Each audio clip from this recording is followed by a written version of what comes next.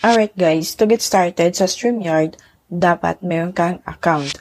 So, kung wala ka pang account, mapunta lang sa streamyard.com and then create your account. Libre lang po ang paggawa ng account sa StreamYard.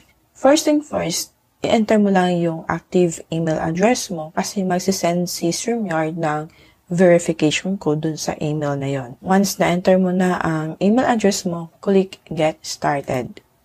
So, email send. And then, let's check our email address. As you can see here, StreamYard login code. So, kunin mo itong 6-digit code na ito. And then, ilagay natin dito sa text box. And then, once na enter mo na, click login. So, welcome to StreamYard. The next thing na gagawin mo is either you will use StreamYard for your personal use, education, small business, professional work. It's up to you. And anyway, you can skip this part naman. So, for now, skip ko lang siya. And ang susunod na gawin mo is to add a destination for your live stream. Kung saan ka ba magla-live. Sa Facebook page, group, sa profile mo, or sa LinkedIn, YouTube. Ang kagandahan kasi dito, kahit free account pa lang yung ginawa mo, is that pwedeng-pwede mo nang gamitin ng StreamYard para maka-live stream ka na. In this case, ang i-add ko na destination is my Facebook page. So, click mo lang ito, and then, click Connect Facebook. So, if you have a lot of Facebook page, pwede mo naman sa i-add lahat. But then, kung mag-live stream ka na, lalo na if you are using the free account, isa na po yung live destination na pwede mong piliin. Ngayon, ang piliin ko po itong Creative Design Media. Ayan, na-add na siya dito. And kung gusto mo pa din mag-add ng destination, gaya ng sinabi ko, click mo lang ito. For example, yung profile. So, click mo lang siya. And then, it's added. Diba? Kung gusto mo naman ng YouTube, ayan, pwede mo siyang i-connect.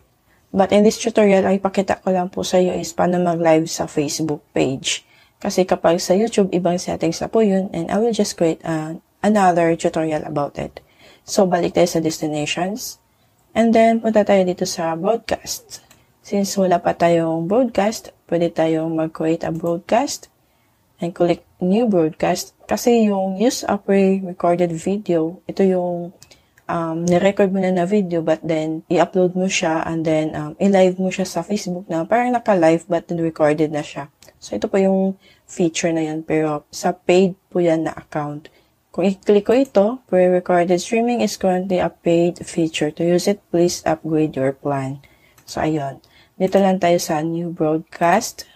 And then, pili tayo ng destination natin. So, dito ako sa aking Facebook page. And then, mag-add ka ng title, description, testing only. And you can schedule for later. Ayan. But now, magka-create agad ako ng broadcast. So, create broadcast if happy ka na sa title and description mo. Okay. Connecting.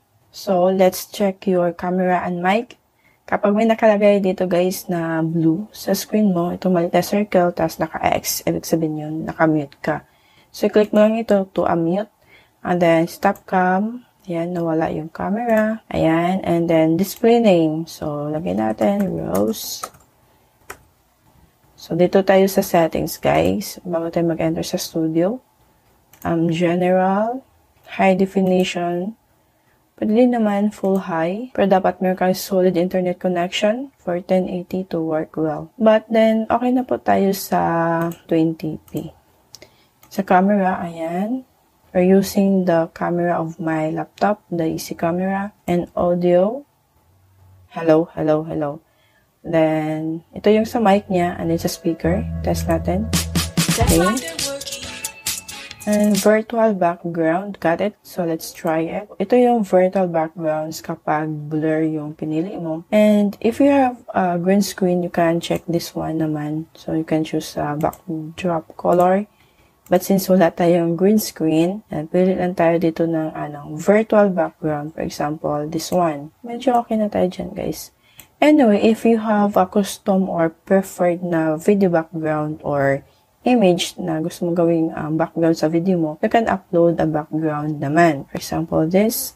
Tingnan natin sa downloads. This one.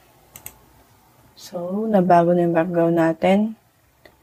hotkeys. Ayan, pwede mo na siyang hindi galawin. Okay na yan. Sa guest naman, so you have an option here to play a sound when guest enter or guest must authenticate or you can ban a guest. So far yun po yung pinaka-importante na settings na kailangan natin i-set up bago mag-live, yung camera, audio, and background. And then once you are done, click X. And then, let's enter the studio. Right now, andito na tayo sa StreamYard Studio. Kung mapapansin mo po dito, itong block na to, ito yung makikita sa live mo. Okay, lahat ng ilalagay mo dito is makikita sa yung live video. Kung napapansin mo, may StreamYard na logo kasi we are using only the free plan. So, kung gusto mo itong ma-remove and palitan ng logo mo, so, kailangan mong mag-upgrade sa paid plan ni StreamYard. So, as you can see here, wala pang tao dito and ang gagawin natin, hover mo yung mouse dito sa mukha mo dito sa video mo and click Add to Stream. Ang kagandahan sa StreamYard, guys, is that you can choose a layout here kung ano yung gusto mong magiging hitsura ng screen mo. Especially if may mga guest ka. Alright, dito sa baba guys, may option ka na to mute yourself and to stop the camera. And then sa settings, if may gusto kang baguhin, you can change it here. And then, share. Pwede ka mag-share screen. Click mo itong share, slides, extra camera, video file, or share screen. And click mo itong share screen. So, dito may option ka, yung buong screen mo, window or Chrome tab lang. So, for example, I will choose this one and then click mo lang itong share. So, ngayon naka-share na ito sa ating StreamYard as you can see it here. And then, you can remove naman by clicking remove. Pwede mo din ibalik yung screen mo by clicking add to stream. Ayan. So, pwedeng ganitong format. Ganyan. And another thing is you can invite. Sa dito naman, invite guests to the broadcast studio. Copy-paste mo lang itong invite link mo. And then you can send them to their email or sa messenger. Again, para maka-join sila sa live stream mo. Then, just in case if you want to edit your title and description, so here, ayan, pwede mo pa siyang edit, okay? So, once you're done, click Save Changes lang. Bago ka mag-go live, you can change to your destination. You can remove or edit. So, banners, guys. For example, this one. I-click mo lang ito. And then, mag-pop up siya dito sa ibaba. So, yun po ang gamit ng mga banners sa baba. And if you want to customize, you can create a banner. Here, click mo lang and example banner. So, dito may option ka na pwede mo siyang i-scroll across bottom. Click mo lang and then add banner. And then click show. So you can see here, na-remove siya. And then ito isa, pwede mo siyang i-hide. Sa brand. Dito guys, you can choose your brand color. Kung anong gusto mong brand color mo. You can choose the theme. Upload logo. Hindi tayo maka-upload since this is for paid plan. And then kung may gusto kang overlay, pwede mo siyang i-show. Overlay dito. This is also a paid plan option. Video clips. If gusto mo mag-add ng video clips sa mga webinars mo, sa live stream mo, bago ka mag-start, so meron sila dito. Or if you want to add countdown, so pwede mo siyang i-loop and then show.